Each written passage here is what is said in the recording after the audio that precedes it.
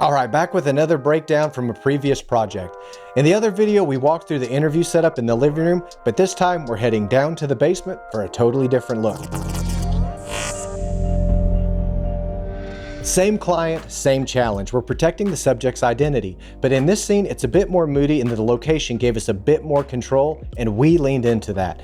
We're working as a small crew, which means every setup takes forethought. There will always be curveballs on the day, so by doing your best to plan ahead, it allows you to take your creative problem-solving skills and focus them on the things you didn't think of or that are outside of your control. When you don't have a ton of hands on set, it forces you to be intentional with every move and every light. Is that juice worth the squeeze? But on this shoot day, we actually had a rare bit of breathing room. We loaded in around 8 a.m. and Talon wasn't scheduled to arrive until 3 p.m. That gave us several hours to work ahead. We locked in camera positions, we pre-lit 4 of the 5 scenes at this location, and staged the space without the pressure that's so common with these types of projects that we produce. If you missed the first video, we shot this entire project using the red V-Raptor X paired with DZO Arles lenses. We ran the Arles lenses wide open T1.4 throughout the entire project and used the Breakthrough Cinema DFM variable ND as needed. So let's take a look at how we set up this scene in the basement. There were a couple different challenges here. First, we knew our talent was going to be watching TV, so prior to the shoot day, we created a custom logo for a pretend streaming service and a short loop of content to play so we would not have to worry about any kind of copyright issues.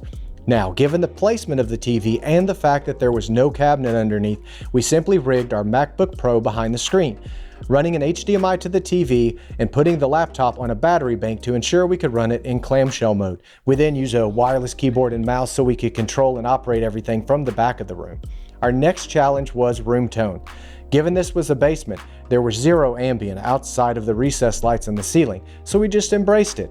Luckily, the switches were set up in sections, so we just ran that outside perimeter.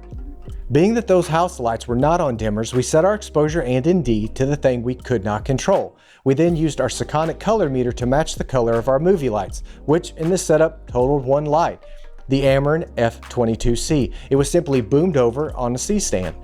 We added the Amaran Pancake lantern for softening off of the light, and its skirts did a great job in controlling the spill. The F22C was set to 4000 Kelvin and running at about 30 to 40% intensity. The camera was also set to 4000 Kelvin, and we were on the 50mm Arles wide open T1.4, and I know we had some ND in there as well, but I couldn't tell you the exact stop. The next setup was a bar for some insert shots, and again, it presented a challenge. First, we were scheduled for dinner break, and I did not want to run a slave for dinner, so in my haste, I did not capture much in the way of BTS. So instead, I'll use some still frames from the final to show you what we did. It was pretty straightforward. The camera settings all stayed the same, as did the Kelvin settings for the lights. We moved over that F22C still on its boom to the adjoining bar area, and this time we added in a Nanlite 60C and its 36-degree projector to provide some specular highlights in the glasses and a rim light to our talent, all of which fed right into the mood of the project. We did have a breakup pattern in the projector mount also. Oh, and in case you were wondering, we did make our dinner break.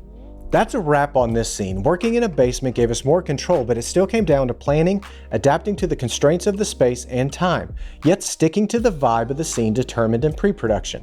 If this breakdown helped or sparked any ideas, let me know down in the comments. We're still figuring out the possible gear giveaway and how best to pull that off, so stay tuned. Thanks for watching, and if you're into this kind of content, stick around. We are just getting started. I'll talk to you soon.